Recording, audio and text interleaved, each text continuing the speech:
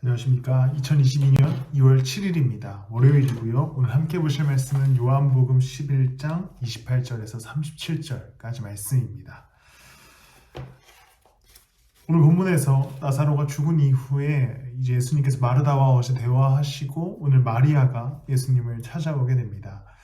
그러면서 마르다가 동일한 이야기를 합니다. 주님이 여기 계셨더라면 내 오라버니가 죽지 않았을 겁니다. 라고 말하고 마리아가 울고 유대인들이 울자 그 모습을 보면서 예수님이 비통하면서 괴로워하십니다. 그리고 나사로를 향해 가시는 예수님께서 눈물을 흘리시게 되지요. 예수님께서 눈물을 흘리시자 사람들의 반응이 이렇습니다. 예수님께서 저 사람을 얼마나 사랑하셨으면 저렇게 우시냐라고 이야기하셔 의문을 갖게 되지요. 그리고 또한 어떤 이들은 보이지 않던 사람을 보게 하시니까 나사로를 왜 살리지 않으시는가 라는 의문을 갖는 장면도 오늘 본문 마지막에 등장하게 됩니다. 그런데 예수님께서 왜 우셨는가에 대한 의견이 분분합니다. 지금까지도 사실 예수님이 왜 우셨는지에 대한 기록은 나와 있지 않습니다.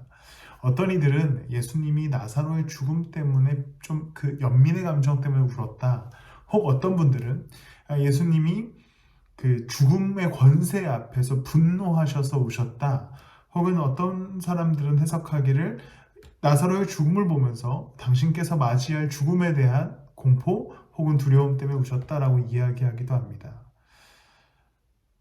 원인을 해석하려고 하지만 사실 성경에서 명확하게 이야기하고 있지 않기 때문에 예수님의 울음에 대해서 우리는 알 수 없습니다. 그러나 오늘 본문에서 예수님이 울고 계시는 거에 포인트를 맞추기보다 이제 예수님께서 어디를 향해 가고 계신가가 더 중요하다라고 저는 느껴집니다. 예수님의 울음의 이유가 중요한 것이 아니라 이제 예수님의 시선을 보기 원합니다.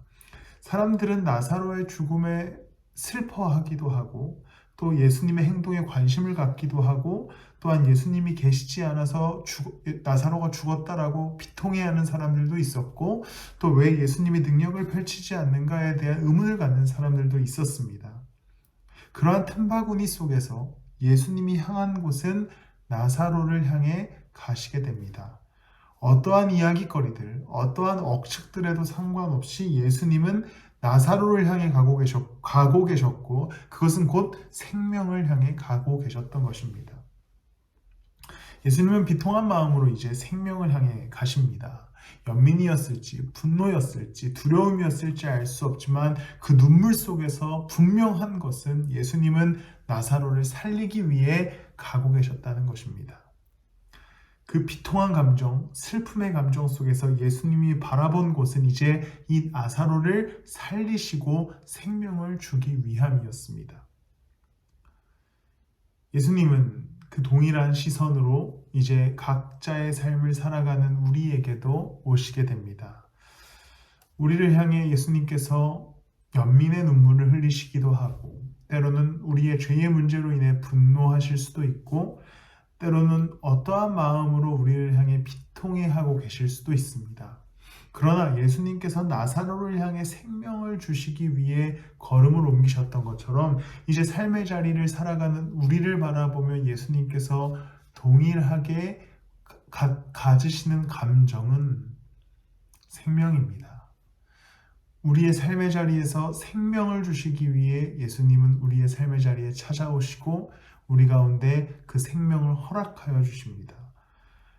예수님의 시선은 모든 인류에게 구원을 주시기 위해 이 땅 가운데 오셨고 예수님의 시선은 이제 이 땅을 살아가는 우리 가운데 생명을 주시는 하나님의 은혜 가운데 있습니다. 오늘 우리의 삶의 자리에 예수님은 참여하길 원하시고 더 나아가 우리 가운데 생명을 주시기 원하십니다. 생명의 주님과 동행하시고 여러 감정 속에서 여전히 우리를 사랑하시는 예수님과 걸어가시는 하루 되시기를, 한 주간 되시기를 소망하고 축복합니다. 기도하시겠습니다. 하나님, 어떠한 감정으로 우셨는지 우리는 알 수 없지만 예수님이 분명히 생명을 향해 가고 계셨다는 것은 저희가 알고 깨닫습니다. 오늘 우리의 삶, 어떠한 모습이든지 상관없이 생명을 주시기 위해 오신 주님과 동행하게 하시고 그 걸음 속에서 기쁨을 누리게 하여 주시옵소서. 감사하며 예수님의 이름으로 기도드렸습니다.